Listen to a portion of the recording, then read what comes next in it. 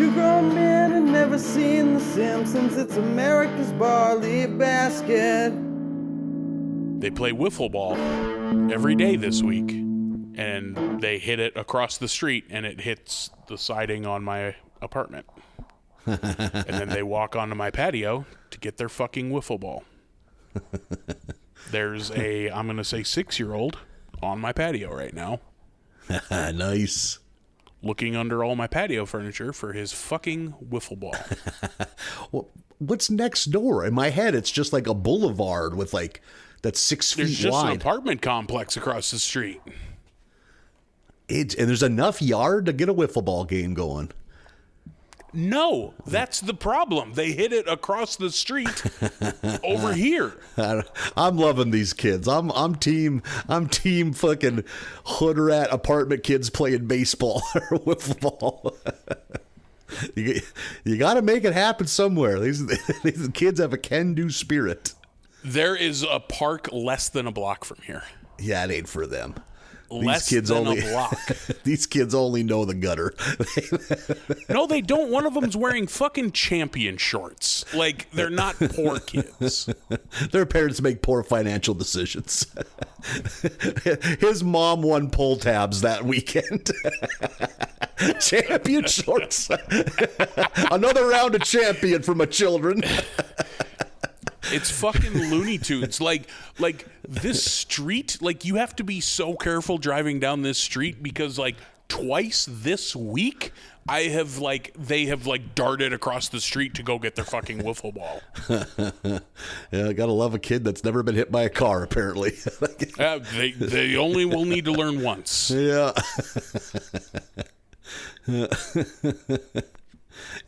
You fucking come home, they're fucking cooking on your grill out front.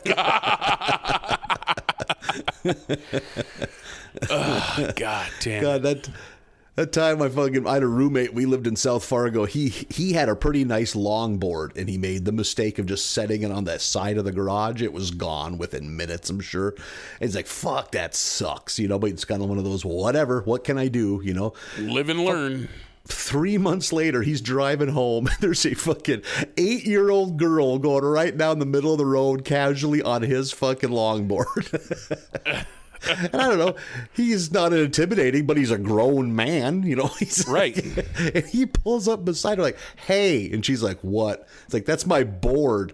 And she's like, oh, like not like worried. It's like, give it back. And she's like, hold on. And she just rides into the driveway of the house coming up. And then like an equal age kid comes out, not even hit puberty yet. Like a little fucking boy comes out, and he must have been the one that stole it.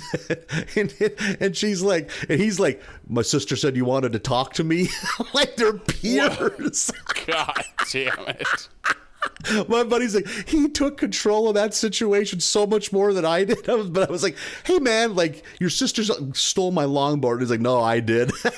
No shame at all. Like, and then it's like, shit. Give it back, and this is the end of it. You don't have to worry about it. And he sat there and contemplated it. He gave it some what a thought. little shit. Yeah, like, okay, weighed the pros and cons. It's like. And then he's like, okay. I wish I remember the exact wording. Made it seem like he was doing my buddy a favor. Like right. Hey, you're in the neighborhood, it's like, I you're guess one of I us. can do you a solid here. Oh, my Return God. your property I stole. Yeah. But I mean, how would you go about that if like they didn't want to get unless you just jump out of the car and wrestle it out of their hands. Like if they run inside with it, were you going to go in after them? You're going to call the can't cops? do that. Like, yep. I'm sure those kids' parents aren't going to fucking help at all, No. No. So what a weird thing that you kind of have to like let them lead, like. I guess, because what are you going to do? You going to fucking muscle these kids? Yeah. That's why I'm sitting here just living with the fact that occasionally, a couple times a day, a wiffle ball bounces off of one of my windows. Like, and occasionally there's a child on my patio. Besides that grill, is there much out there that they can fuck with? There's just patio furniture. They're never, they're like, they don't fuck with anything. They just come get their wiffle ball. Yeah. But it's like, you would think that you would be a resourceful enough child to realize I shouldn't play ball in the streets and onto other people's property. Literally, on the other side of this building, it is less than 100 yards away. There's a park. I'm sure one of their moms won't let them leave the yard, would be my guess. But she'll let them play ball in the street. Okay. You got to learn to love. You need to take these kids under your wing. No, I don't. And won't. Well, I guess you're not. Do you have the fundamentals of baseball down? What do you mean? Like, could you coach Little League? No, God, no.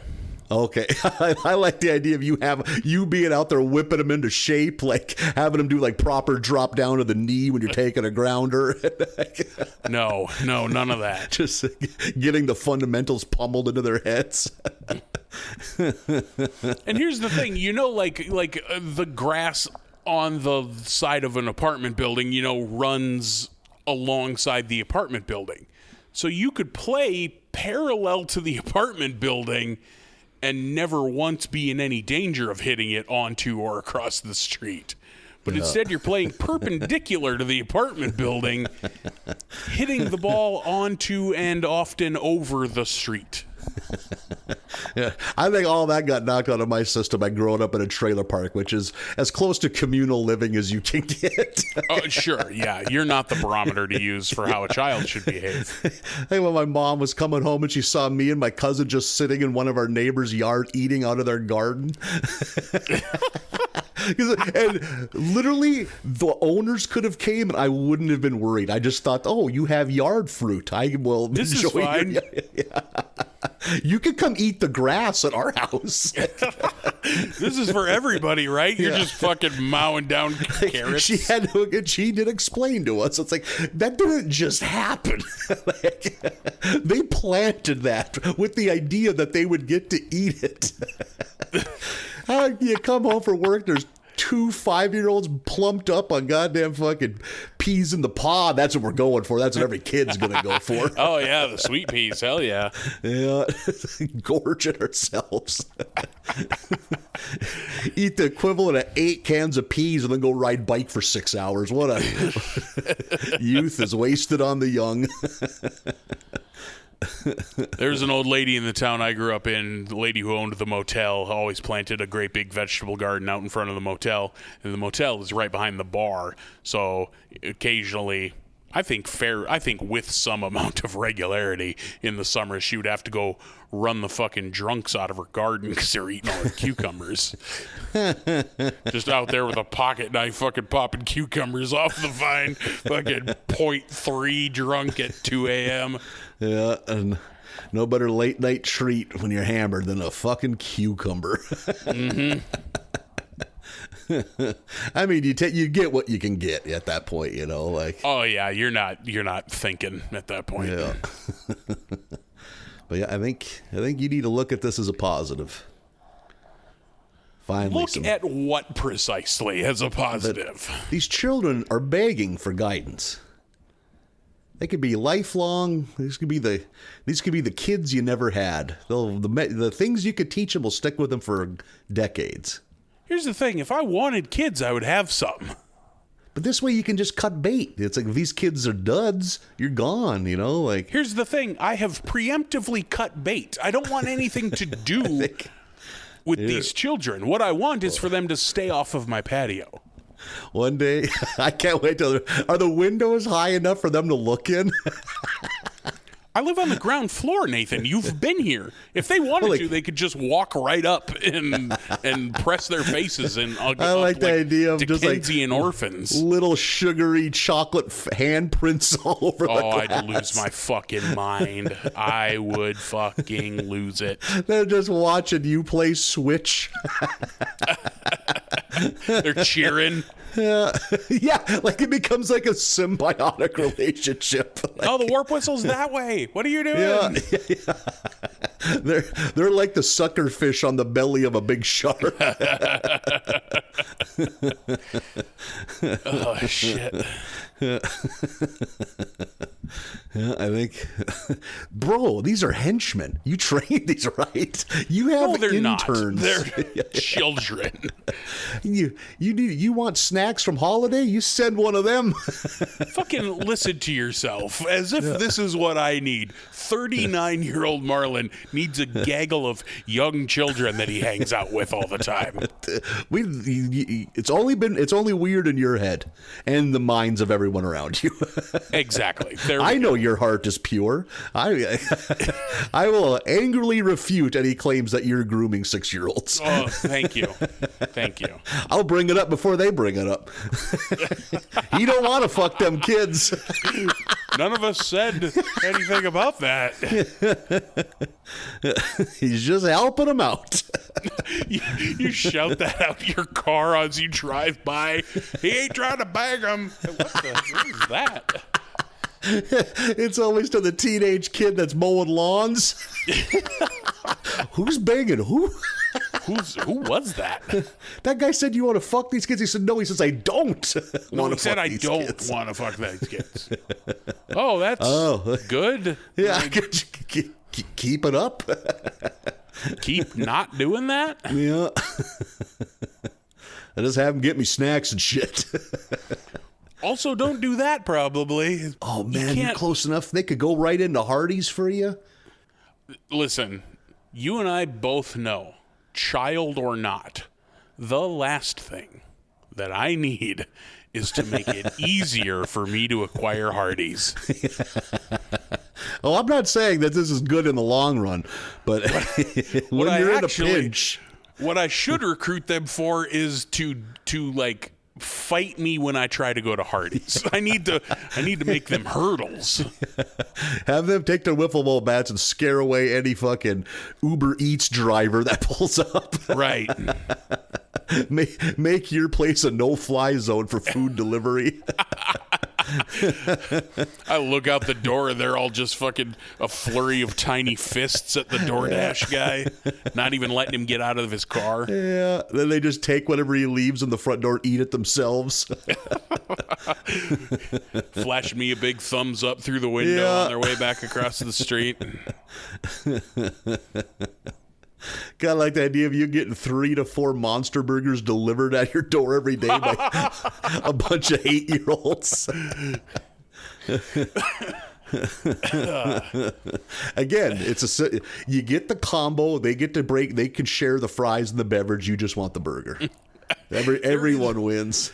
There is something kind of like late 1800s, like Dickensian, you know, there's always like a leader of the pickpocket orphans, you know? Yep. Who's the main gremlin? Is it Spike or Stripe? I have no idea. Oh, because there's going to be one with a funny haircut. He's in charge. It's all these fucking little pickpocket newsies kids, except they're bringing me Hardee's. Yeah. I can't help you. Oh, what are you up to, Marlin? Riffraff turned 12. I'm bringing him to Claire's to get his ears pierced. He's been a good earner. He's really been pulling his weight in hot ham and cheeses. Yeah. So. He's the one I trust with a key in case I fall in the tub.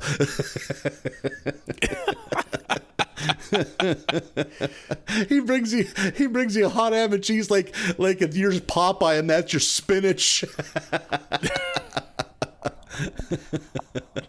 Here you go, boss. Yeah. Mr. Marlin's in tough shape.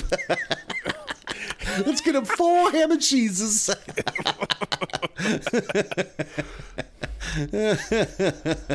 Now they're turning into little rascals. Like this just keeps mutating. Yeah.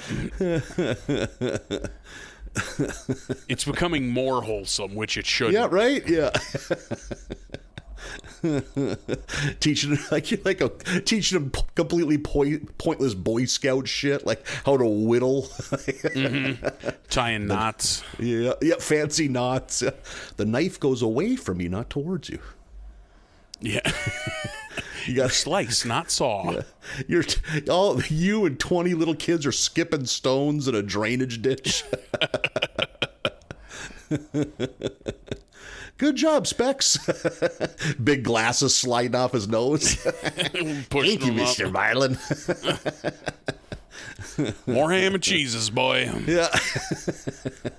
He sure likes ham and cheeses. Just a big ass brown Hardee's bag. There's a dozen ham and cheeses in there. Mr. Marlin, my mom says you shouldn't eat so many ham and cheeses. Well, your mom also lets you play wiffle ball in the streets. So who are we going to listen to, huh? Not really a barometer of right. sound judgment. Oh, shit. I think this could be the thing that turns your life around. I don't need turned around. I'm not like on a bad path. No one thinks they do. No one thinks they need it. And then a bunch of ragtag children come into your life. And within 2 years, you couldn't imagine life without them. No, this isn't happening. This is not a thing. I literally want to will this into existence. I know you do. You're trying to the secret me. You're trying to manifest. I'm trying to manifest you having a ragtag group of 7-year-olds. They're just following you around like ducklings. And you're trying so hard to make this happen, knowing full well that it is the last thing I would ever want. That's how all these movies are, though. The person thinks they don't want this. But, you get a DUI, now you're coaching hockey in the suburbs. I'm not interested in being the Mighty Ducks, okay? Pretty sure there was a Keanu Reeves movie with a similars. He was like a former baseball, and now he's coaching baseball, and Sure, probably. The person that learned the most is me. Yeah. I taught them baseball. They taught me how to feel. Are we going to learn about teamwork? I bet we will. Yeah. Holy fuck, I love this idea. And you refuse to have their little league team join any kind of federation, so you're like barnstorming. You're just showing up at parks, gambling with dads.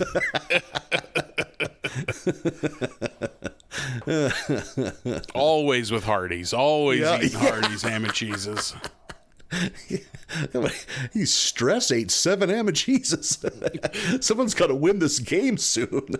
That is so much sodium. Oh, God. Boy, I've never looked up the nutritional facts for a Hardee's Big Hot Ham and Cheese. I bet it's fucking terrifying. Yeah, not good. I bet if you looked it up, you would never go to Hardee's again. I bet a Monster Burger is all of your day's calories. Probably. I bet it's close. God, I'm bad at gauging that shit, but it's got to be over 1,000, right? Maybe not. I bet not. For just the burger, I bet you're looking at between 800 and 900. Yeah. You're getting 2 thick patties, bacon, mayo, and cheese? That sounds there ain't a plant on a Monster Burger. That sounds correct. God, I'd fuck. I'm looking it up. Oh boy. Oh boy. Is this the life you want to live, Nathan? Yeah. What's your final guess on calories?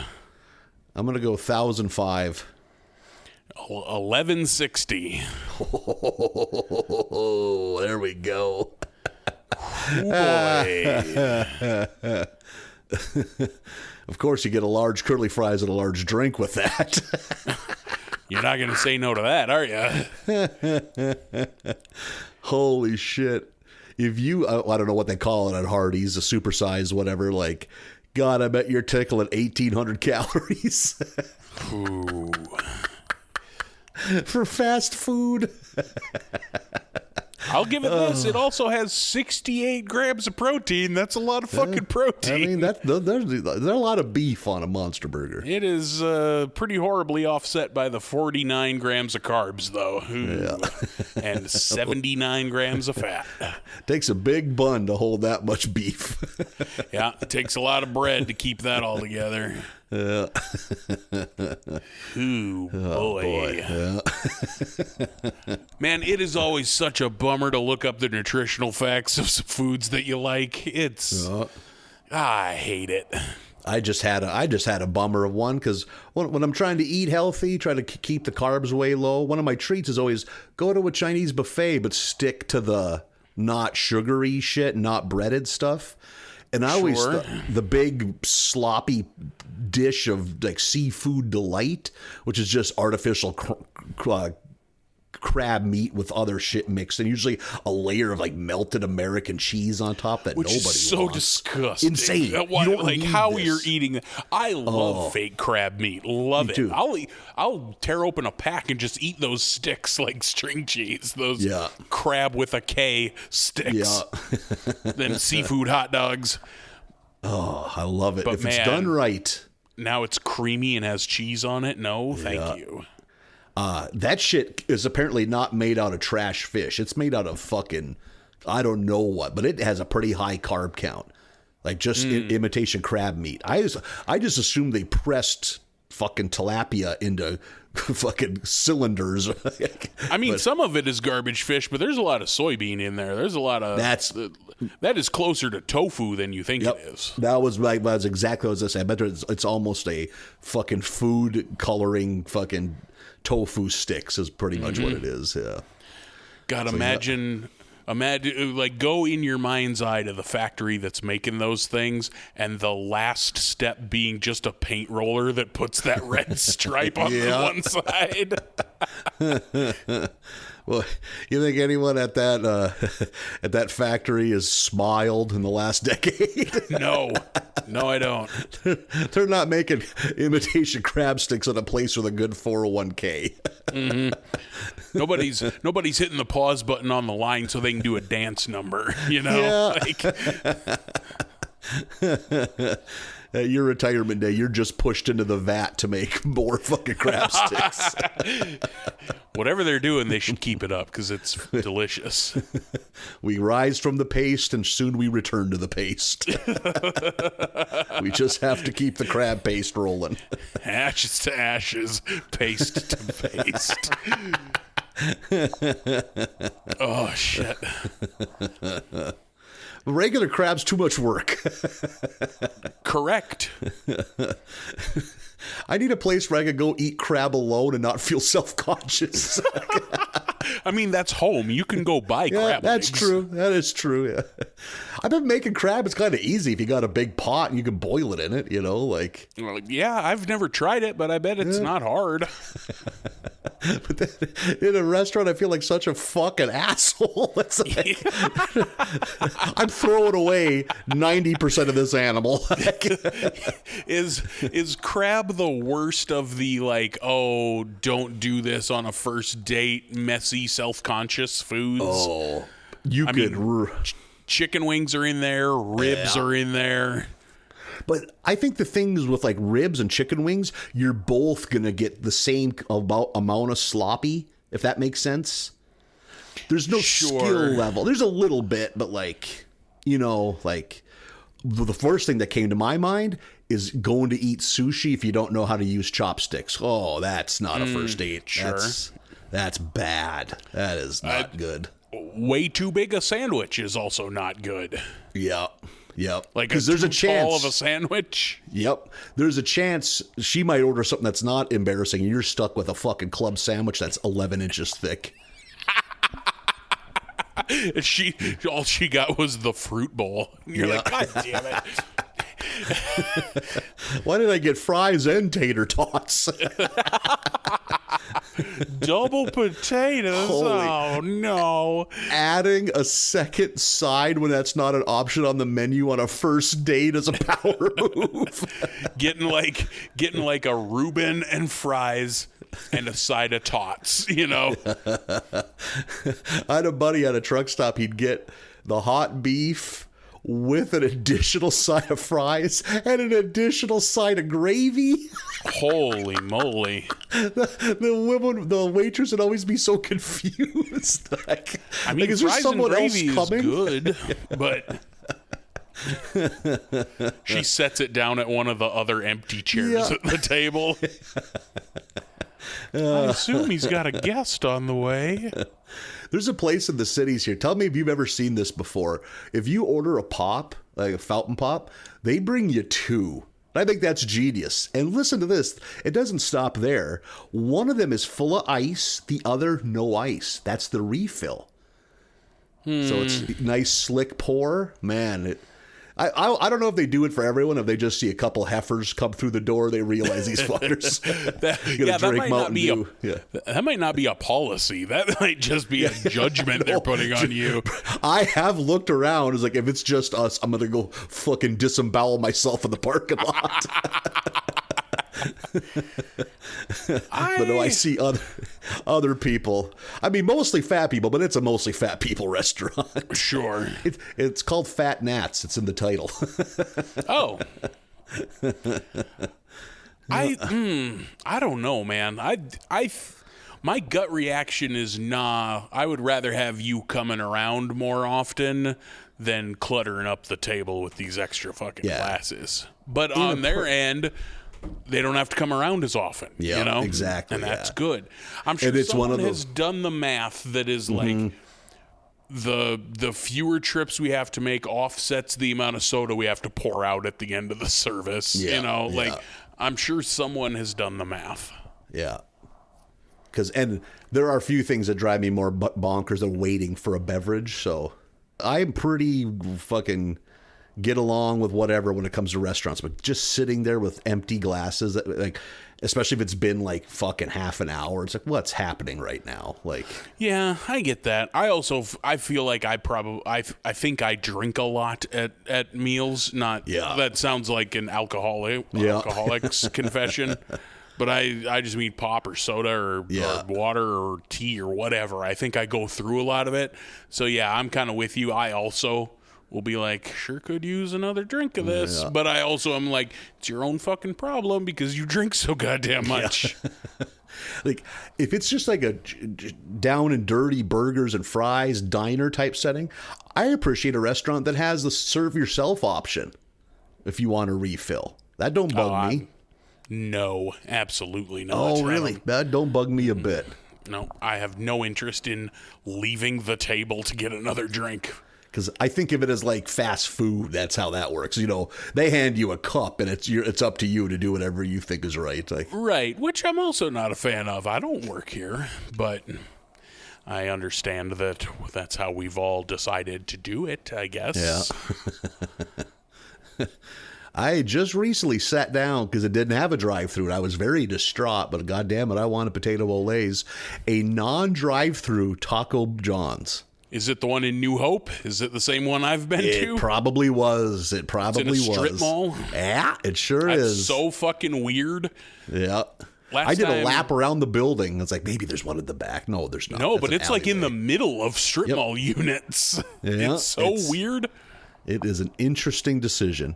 I went to that Taco John's, I think, last summer when I spent a few days in the cities. And I was like, I got to get some fucking TJs because we don't have them here in Fargo anymore. You were naughty.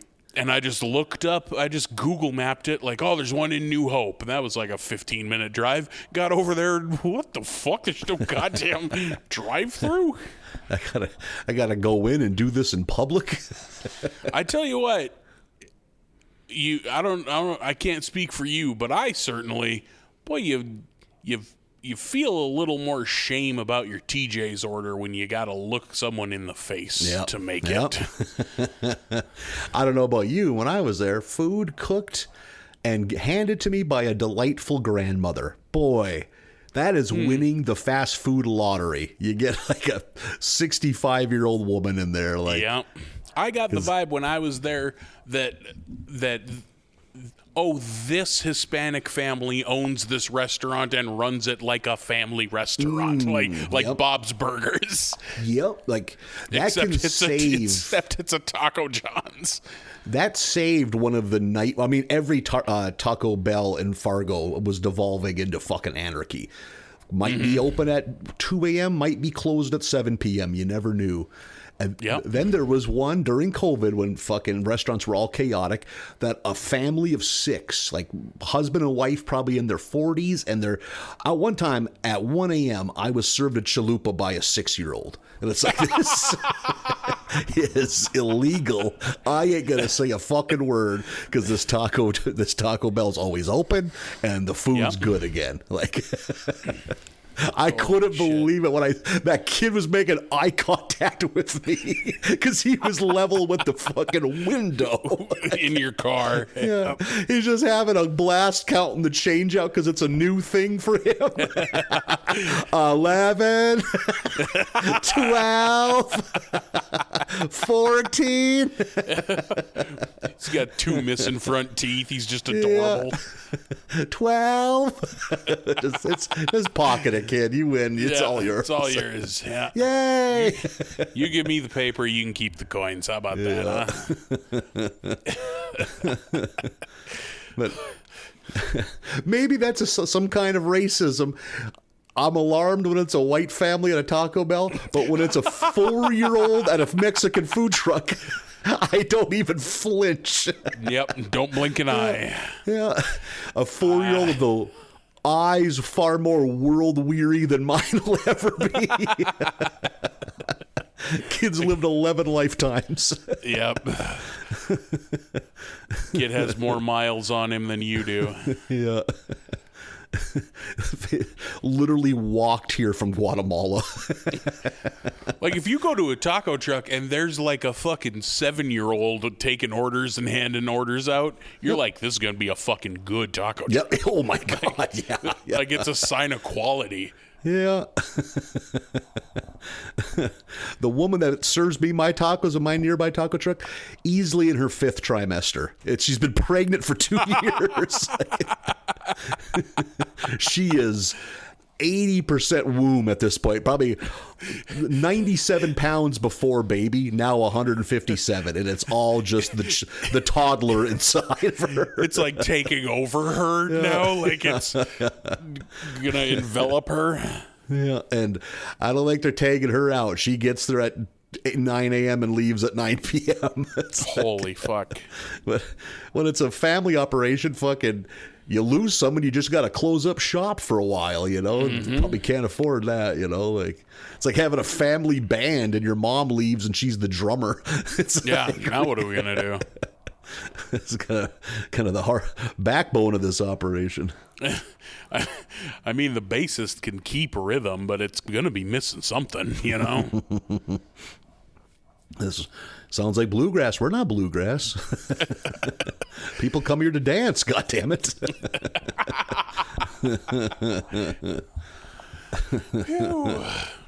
Did you make it to any Ribfest music this year? No, didn't even make it to Ribfest this year. Had planned on it. Had planned on going a couple of days and just fell through. Eve 6 didn't mean enough to you for you to... That is true. Like I didn't give a shit about any of the bands. Not one of them was Warrant. So I've definitely been to a few. My God, this is a good value for $5 shows at Ribfest. Sure. Yeah, Diamond Rio comes to mind almost immediately. I'm an unabashed Diamond Rio fan. I would see Diamond Rio for $5. Yeah. Those country actually forget how many hits they have. They have to do that thing where it's like, okay, we got to turn 7 songs into one and do a medley. Oh, yeah. Which is such a bummer. Medleys are a bummer. Yeah. Well, no, it's a weird phenomenon in music. You don't see it a whole lot. Like, man, I went and saw, this would have been 2016 roundabout. I went and saw Nelly. I was fucking hyped to go see Nelly. I love Nelly. I was exactly the right age for that Country Grammar album, and then just stuck with him through the years. Yeah. All the way up through Sweat and Suit, like long past his fucking prime. And I went, and I was so fucking hyped, and like he played some new songs, then he played some of those kind of later model songs, and then he like it was around about that time where that fucking country song that he featured on was the big radio hit with Florida Georgia Line. Oh, there you go. Yep. Oh, that's a different fucking country song that Nelly what is the in. fuck? He's in a fucking Tim McGraw song. That might be Tim McGraw featuring on a Nelly song now that I think about it, but whatever. That motherfucker played both of those country songs in their entirety, but then did a fucking medley of Country Grammar and Air Force Ones and what the hell? Fucking EI. Like all of the songs you were there for, he just did the hooks of all of them. It lasted 2.5 minutes, and then like he was on to something else. I'm like, motherfucker, that's what we're here for. How long was he on stage for? Half an hour? Like, no, he was the headliner of that show. He had to have been on stage for an hour. What that makes no sense to me. Like, it's like, dude, read the room. We are all in our mid-30s. We're here for fucking. God damn. Yeah. Huh. We're here to sing along to fucking Shake Your Tail Feather and Batter Up, like Air Force Ones, like. Fucking Nelly filled an interesting like fucking space in pop cult, like in radio friendly rap in the early 2000s. Like, yeah, like post gangster rap, you know, and pre like pop rap. Like he was. And like that was at a time where Southern rap was big. He might have been the one to do that actually, because it was like him, Outkast, Luda, and Outkast. God, on that note, why you weren't at Ludacris last night at the Red River Valley Fair? No, I did not go to Ludacris last night. Did it at least cross your mind? Yes, but I didn't. Like, I'm at a point in my life where I don't know that there is a band that I love enough to go see, like that my love for a band won't trump my hatred of going to a show. I don't want to go. Like there's maybe 3 bands I would go to. Oh no shit. But it's a good value and they're just across the street. No, I don't want to be around that many people. It's the list shrinks every year for me, but I just earlier today I read something and I agreed with it. It was Billie Eilish was asked about like concerts and stuff, and she's like, it is psychotic to do a 3-hour show. And then Stone Gossard from Pearl Jam overheard the quote, and he's like, yeah, we used to do those shows, we're done. It's like he's like, I think about movies I go to, I'm never excited if they're 3 hours, you know. Right. Like, there's been so many shows I've went to that I'm having the time of my life, but I'm at some point I'm like, let's just end this now. But nope, let's wrap it up. 10 more songs, another fucking hour. It's like, oh, we don't need to do this. Even if I'm enjoying the show, I will be like, all right, let's come on. I saw Weird Al at the River Valley Fair for like $17. It was just criminal how cheap it was. I love Weird Al. It was the longest fucking encore in fucking live music history. It's like, I've been pummeled by your weirdness. We have to stop. It's really hot out right now. I have drinking fucking 11 32-ounce rum and diets. Ooh, you can't drink that much rum. That was back when they'd sell you that insulated mug for and then you could get embarrassingly cheap refills of mixed drinks or beer. Like, your first drink costs $20, but from here on out, they're $3.50. They're targeting problem drinkers. Yeah, that was They're targeting casual drinkers. They're targeting people who are never going to make it back for a refill. Good call. Yep, they're hoping I don't show up. Yes. That was the at that same show, hammered drunk. It is 92 and muggy outside. I'm fucking walking to go take a piss. I have like a full body cramp. Like, my legs snapped together like a fucking card table getting folded up. I ate shit. Like, the walkway was just a broken strip of pavement with like a foot drop into just like debris. And I ate shit, and I almost dislocated my shoulder on a fence post. It was a nightmare. I'm like, kind of embarrassed, but also kind of hurt. And this guy comes and gives me a hand. He says, hey, I'll help you up. I was, oh, thanks, brother. Fucking forget about it. Go back with my buddies. All of a sudden, they're like, what the fuck?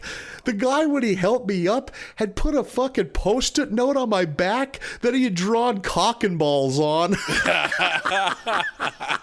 Just a crude What kind of psychopath wanders around a concert waiting for the chance to put that on someone's back? And good on him for jumping at the opportunity. Yep, he saw a victim. He knew that. I can cover this crime with kindness. Yeah.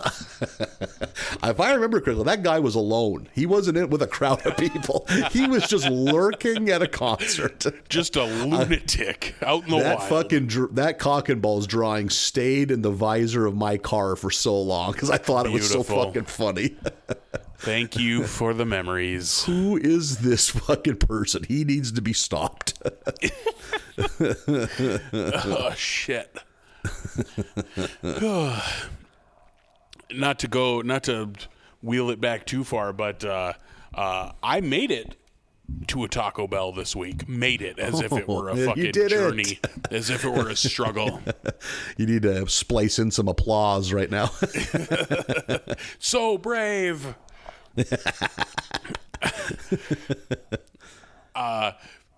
Let it be known that advertising works, because I saw an ad and was like, they're doing what now? I better try one of those. Try our new. I went and got the giant Cheez-It Crunchwrap Supreme. Have you seen the ads for the giant Cheez-It? Oh, I have. I just seen Cheez-Its and Taco Bell. What kind of unholy matrimony are they doing here? So it's just it is a single Cheez-It that is 4 Cheez-Its by 4 Cheez-Its. So okay. It's as like they clearly just like set the blades different so they didn't all get chopped up. So you just have one big Cheez-It, the size of 16 Cheez-Its. I think Big Cheez-It opened for Ludacris last night. But continue. So then they take the big Cheez-It and they use it in place of the tostada that goes in the center of a Crunchwrap Supreme. Okay. That's fucking good. I'm a Cheez-It boy, so that does sound like something I would enjoy. Man, fucking treat yourself. Go get a fucking weird Cheez-It Crunchwrap Supreme. It's incredible. I was like, am I even gonna notice? Like, is it even gonna be like noticeable? 100%. Yep. Oh, good. Okay. Just kind of like if you get the Doritos Locos taco shell, it's a little different, but it's pretty fucking close. It's pretty close. It's just a real salty taco shell, you know? Pretty much. It's a good way to look at it. Yeah. But no, the big Cheez-It Crunchwrap Supreme is well worth the drive, my friend. I'm not a big Crunchwrap Supreme guy, but that does sound pretty good. That it's not often I end up with one of those either, but I did that day. I had to know. Yeah. My last boy, where now it's just devolving into Taco Bell Tales of the Bell. I'm just happy we got through so much Hardee's hot ham and cheese talk earlier without having to take a break so I can go get one. And he never stood up, so I don't have to see your food chub. I gotta go knock this thing against the countertop, get it to calm down. I gotta flip this up into my belt. Hang on. I gotta simmer down. You simmer down. Gotta put it to sleep. Yeah. Get it in that waistband sleeper hold. I had a Taco Bell craving while driving, so I'm on the interstate trying to find where a Taco Bell's near me, leaving an open mic, and goddamn, for happy accidents, the Google Maps fucked me. But you know what it brought me to? A goddamn fucking White Castle. And I didn't. Google sent you to a White Castle? Yep. I don't know how it fucked up. I mean, I was having a fucking meltdown in the car because my phone wasn't fucking working right. But you know what I think it was? If I would have followed that road long enough, it would have eventually took me to a Taco Bell. But I was like, I see the castle walls. I'm about to fucking storm this bitch.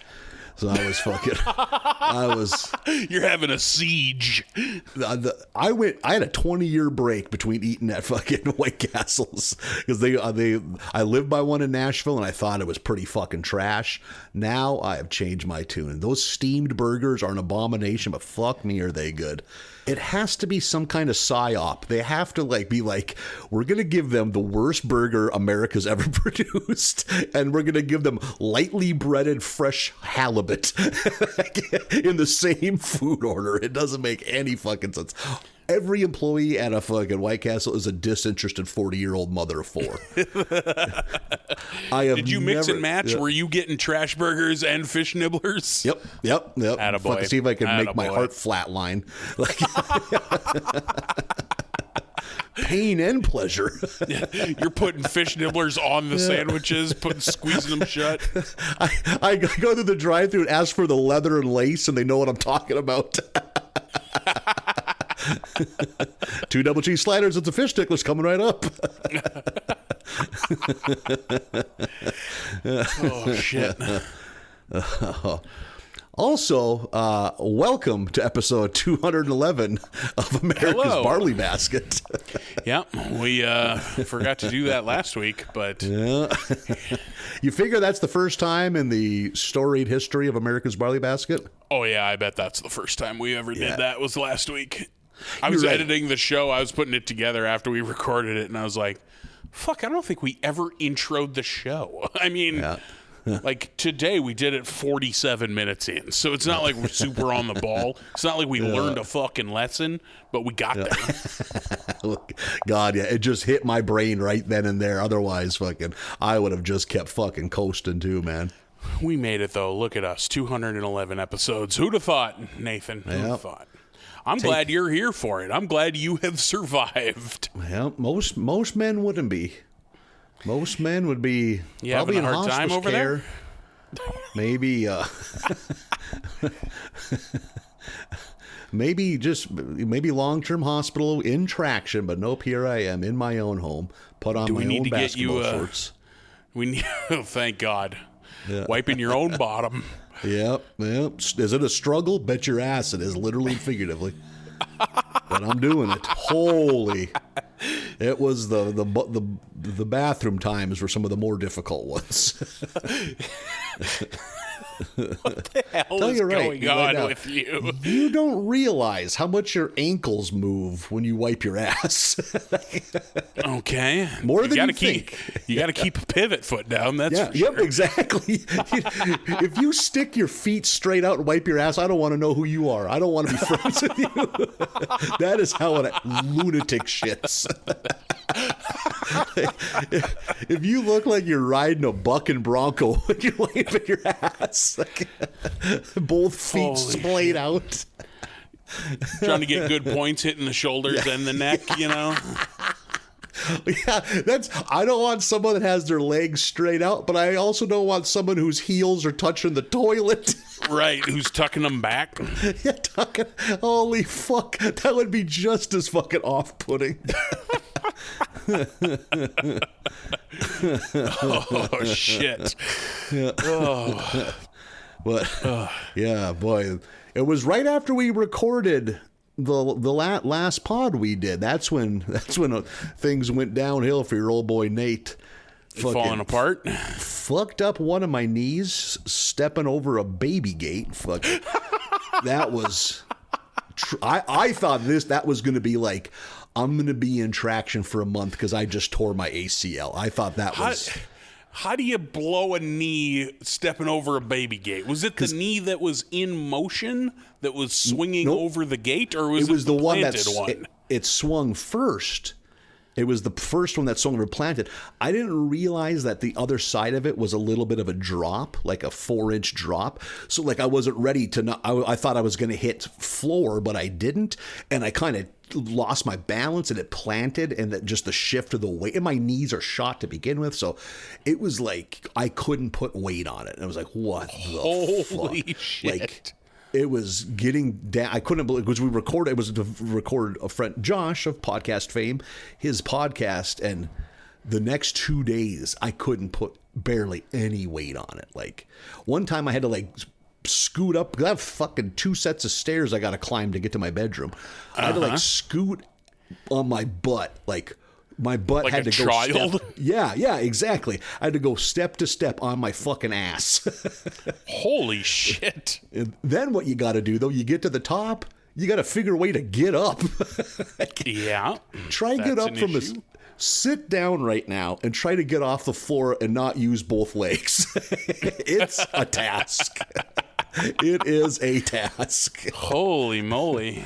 But miraculously, that leg got better. Couldn't believe it. I mean, it's still like, you can still tell it's something's fucked, but it's not like super bad. Like, it's, I wouldn't want to fucking play kickball today, but Sure. It's way better than I thought it'd be. And then about 3 nights ago, the back of my foot, the back of my heel starts to hurt. And it's no big deal. That's happened before. On that same foot or different foot? Good question. I'm probably the same foot, but it hurt so mildly those other times, I didn't even pay any mind to it. But now that is so fucking... It's gotten better today, fingers crossed. I think it has. The last 2 days have been unreal. Like, anything... I can stand in place, that's fine. But any kind of walking, I have to walk like Quasimodo. I'm just dragging a club foot behind me at this point. Like, I had Got a to bone break spur out... in there? My thinking is it's tendonitis, like like your Achilles tendon back there, that tendonitis. Because like anytime I move my foot up, it's like, picture if you're running the pedal on a like on a throttle on a car, putting it down, fine. I can bend it all the way down. Anything up, holy shit, does it suck? And I gotta go in tomorrow to get it like x-ray, because I want to know, like, can I fucking just eat 75 ibuprofen a day and just say YOLO, or is my everything held together with wet toilet paper? Like, Right. because that's eventually... Do I need to just keep at it and grit my teeth, or are you going to tell me what the fuck are you doing walking on this? Because that is the sad reality, the scary reality of getting older. Eventually, the doctor's just going to say, dude, you're old. Like, This is how your foot feels now. My dad had that. Something was bugging him, and he kept going in to get it like looked at. And finally, they're like, yeah, you're just not supposed to swing a sledgehammer at your age. Like, it's just not gonna ever be better. Yep. Jesus, that is a bummer to hear. Like, Louis C.K. has that old joke on one of his old specials about like hurting his ankle, and the doctor being like, well, you should stretch it in the mornings. Like, well, for how long? For the rest of your life. Yep. You have a shitty ankle now, you know? It's just never gonna fix itself. And then on top of all that, the eyeball that fell out of my head last fucking summer, I spent fucking with a patch eye for fucking 6 weeks. That eye appears to be going bad again. Oh, boy. Good God. And yet here I sit, not one disability check. Who do I got to talk to? If this isn't disabled, Brother, you live in Minnesota. They'll throw them around. Oh, they'll give it to me. Like, you're right. I have no one to blame but me. You and if your I dumb kept my bride. window, if I kept my window open and said all this, someone would hear it and come to the door. Yep. Hello, I'm here with money.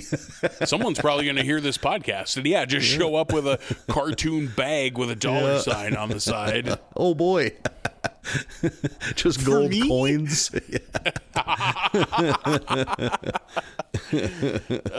Shit. So, I'm a big God, fan of Minnesota's social programs. I'm glad that they are available for those who need it. like me. But it's fun to make jokes about. Yeah.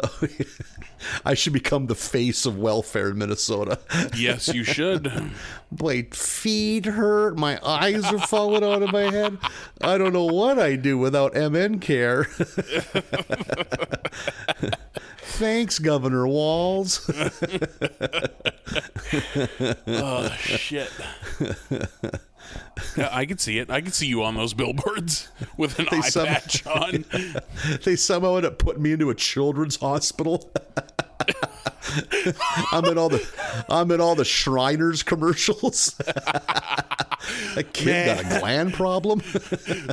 Man, them Shriners commercials are a bummer. If I ever have significant wealth, I will need to handle a have a money manager work for me, because otherwise I would just see one of those commercials on the wrong day and cut them a check for every dollar I have. Jesus, they are so good at making you feel like you should give money to these kids. It's like it's the opposite of the Sarah McLachlan ASPCA commercials, because none of those kids look like beaten and pathetic. They're all they're all jovial. Yeah, there's kids that have things wrong with them that my brain can't even comprehend how it happens. Right. Yep. There'd just be something that looks like the monster from Basket Case. It's just a giant head with like Cabbage Patch arms sticking out the side, and that kid's playing piano. I have monster headitis, but the people at Shriners bought me this keyboard. Oh shit. I was born all silly, but look at me go. I have no bones. I'm all bones. And they're smiling and dancing. Well, dancing in quotes. They're fucking doing that flossing dance or whatever. Yeah, exactly. Yep. Some kid that looks like a twisted piece of chewing gum doing a floss. All bones has to carry no bones. Yep. I'm sure glad they found each other. Yeah, because all bones doesn't have eyes because it's all bones. All bones, yeah. So no bones calls the shots. Just scoops up soft bones like he's carrying a fancy dress out away from himself. I'm picturing eventually no bones gets put into a big jar like pickled eggs in a bar. And they just poke some holes in the top so that all bones could hear the commands. Holy Take fuck. a left, all bones.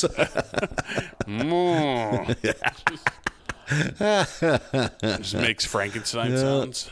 But then the ASPCA goes the other way. They're like, look how sad this dog is. Yeah. Look at this three-legged dog. Isn't he sad?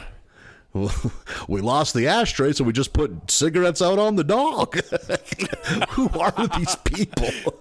It's exactly. I've never thought about it. It is exactly opposite tactics. Like one is like, look how sad these animals are. Don't you feel bad? You should donate. And the other one is, look how silly these kids are. But they're making the best out of it. What are you doing with your life? You should probably just give your money to them.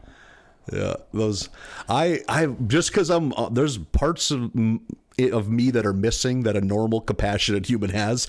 I never have the drive to want to donate money to the animal place, no matter how many fucking Pomeranians have been put into a fucking bench vice. I just like, kill them dogs. Those dogs should be put down. They look like they're in agony. I mean, I hate Pomeranians, so I will invest heavily in bench vices. But as soon as they show the cat, I'm like, man, somebody killed that cat. I don't those kids, those Shriners kids could be suffering from hay fever. They're still getting my money first. I had mild decongestion last summer. I'm allergic to dander. I have to have upwards of 4 Sudafed a week in the high pollen months. Cut to a German shepherd that had his legs cut off and were force-fed said legs. It's just writhing on the ground. Writing a check to the Shriners. Yeah. That hay fever can get serious.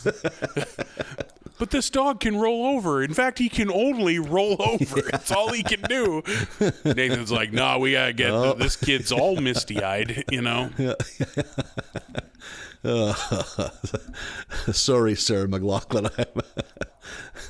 Put down that goofed up dog. His dander's probably getting this kid all congested. You could punt that dog and ain't got no legs. It's very spherical. Just roll it into the river. You could throw that dog with a nice spiral.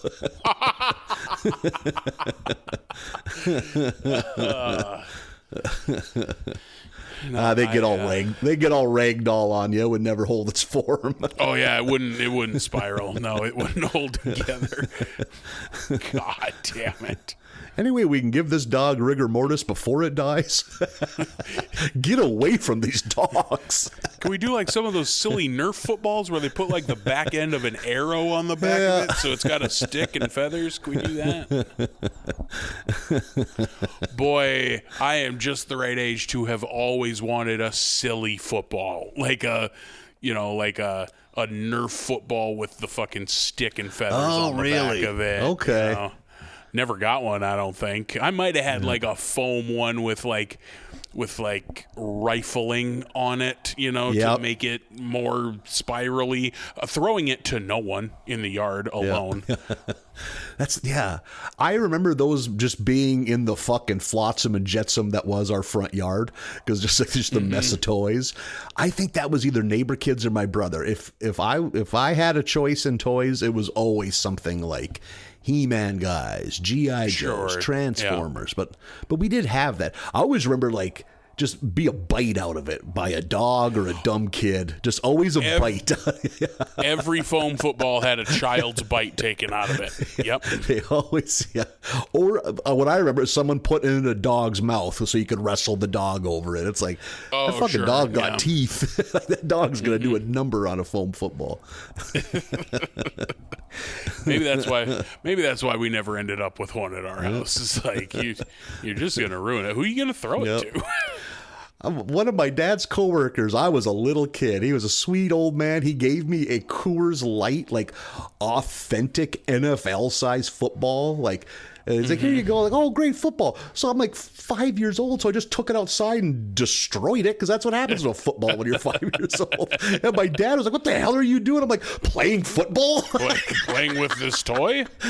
So my mom is trying to explain to me. I'm like, well, that was like for collecting. Like, what are you saying right now? I can only remember the last 18 months. I don't know what nostalgia is. What is collecting? Right, yeah. Or investment. It's not for... What do you mean it's worth more in the future? So that's a toy we just put on a shelf and don't play with? Like, that sounds dumb. Oh, shit. Because a kid will destroy a fucking football or any manner of sports ball. I remember the basketball I grew up with was just shiny and smooth on the outside, like a ping pong ball. Like you didn't even feel the black loops in it. Like you just zing, like you could just spin it on the ground. Or we were pretty good about it, but usually, or every couple of winters, a basketball would get forgotten outside. You know, a basketball ain't supposed to spend a calendar year in the elements. Nope. Eventually, you'd see something that didn't make sense in a snowbank. Like, is that like an orange circle? It's like, oh, there it is. There's the basketball. It's all lopsided from being in the sun too long. It went flat, so the one side is permanently flat where it laid on the ground. You're dribbling an unround ball on a non-flat ground. Right. It's just a guesswork. You may as well be dribbling a football. Yeah, or plenty of times as a kid, I'd be dribbling in the yard and it'd hit like a fucking, chunk of fucking sod and just roll 40 feet. I just go home or go to bed. I don't need to play basketball that bad. No. I think there's ground hornets over there. I don't need to go over there. All of my basketball playing was just horse. I don't think I ever dribbled as a youth. Oh, I was committed, man. I was like, our coach would always tell us, the kids that learn how to dribble get to play the most. I was like, I'm going to learn how to dribble. Never happened. Never fucking. First off, I have a fucking T-Rex build. I'm tall with short arms, so not designed to dribble a ball well. Well, also out in the country where we were anyway, you're dribbling on grass, and so if you develop any sort of muscle memory on this fucking dribbling, you're going to go to the court and spike it to the ceiling because you think you have to slam it down so much harder than you actually do. Get pinned in the rafters. Yeah, it's like how Dave Grohl talks about how he drums so hard because he learned to drum with those big fucking mallet sticks that you hit the big stand-up bass with. Oh, no shit. Yeah. That's interesting, yeah. He's used to swinging these fucking hammers and then picks up regular sticks and swings like an asshole. God, there's some drummer of some renown that taught himself the basics of drumming by rigging up pots and pans and I think a couple clothes hampers. That's what he learned how to play drums kit on.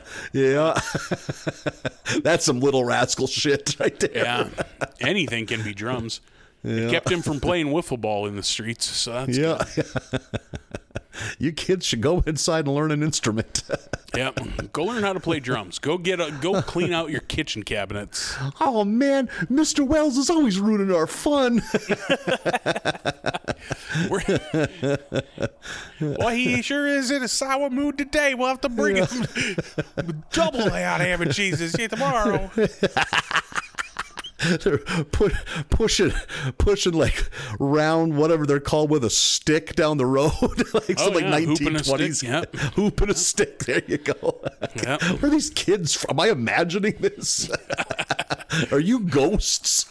Look outside. They're playing jacks. What is happening?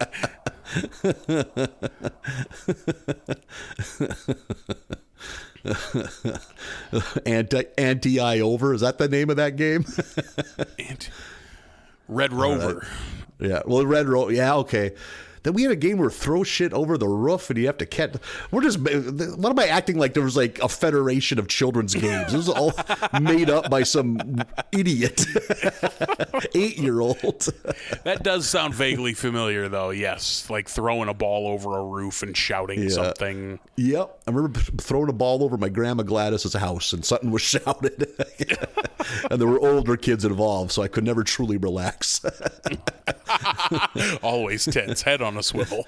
Some random cousins from Minnesota. I don't know what they're capable of. One of those older boys might pull my pants down. Yeah. The other one will drop kick me. Then where'll I be? I'll be on the ground, drop kicked with my pants down. Grass stains in my underpants. Mom's never going to buy that.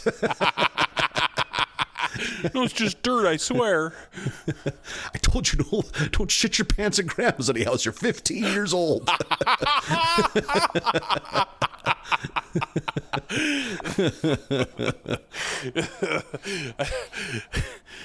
I suspect one of them thinks I'm the one that bit that Nerf football. And I did. He's on to me. You got foam just around your mouth. He's having everyone bite into a piece of plaster so they can measure the teeth. Oh, shit. Comes to your turn, you're like the last couple guys in The Thing that don't want to give their blood for the blood test. Yeah.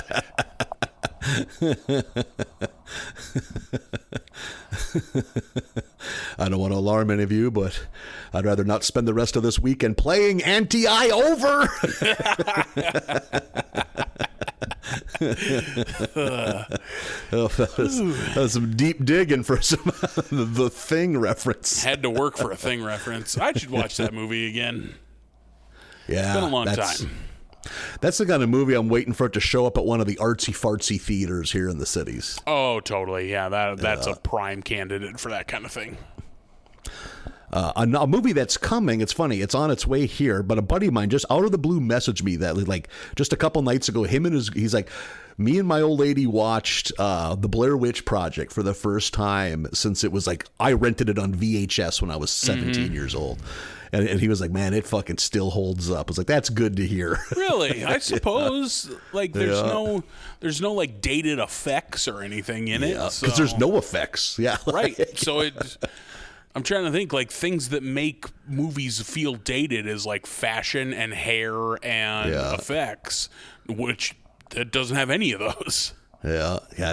Man, I've seen it since it was new, but I bet it's been 10, 12 years for me. And I remember thinking, oh, fucking still a pretty good movie. Like, yeah, I could stand to watch that again. Yeah. That's the whole being made to stand in the corner as an adult is so fucking unpleasant. Don't like that. Yeah. So there we go. You go watch Blair Witch. I figure out if I'll ever walk again.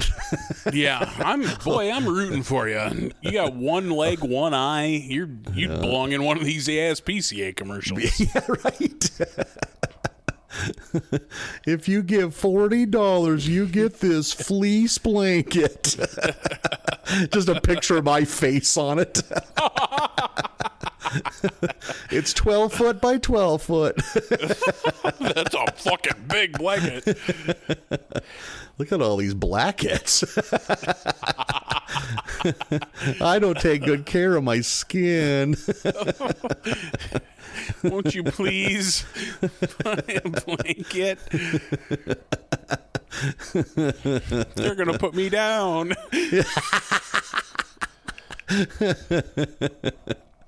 Oh, shit. Yeah. Oh, yeah. You heal. You get yourself right. I'm going to see if I can't fucking talk one of these kids into making a Hardee's run. The seeds, the poppy seeds have been planted. Yeah. Bring me hot ham and cheeses, little boy. Him explaining that to his mom. I'll have to work on it. Hey, could your son go get me some hot ham and cheeses? I don't want to have sex with him. How many is some? Yeah. That should just be one, maybe two. He didn't say one or a couple. He said some. The unspoken thing is you buy as many as the money that you hand them will buy. Yep.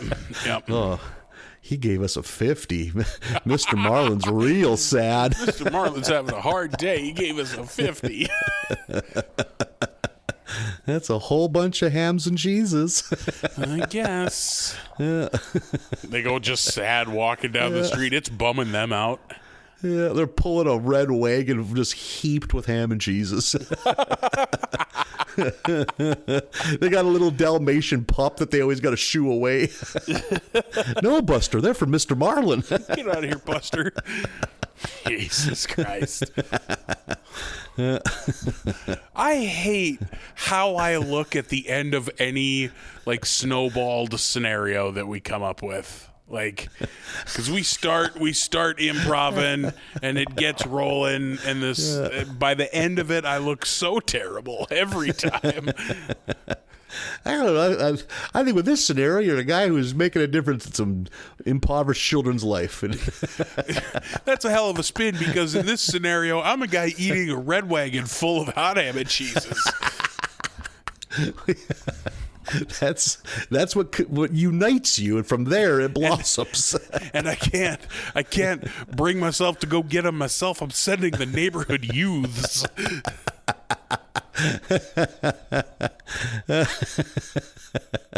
You just poking your head out through your patio door. You're clearly lying down, like on the floor.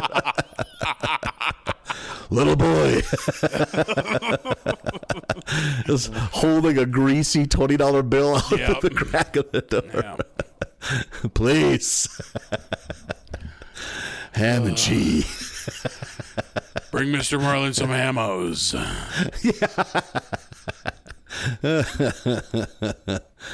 Well, I guess I'll go back into stasis. You meet these kids.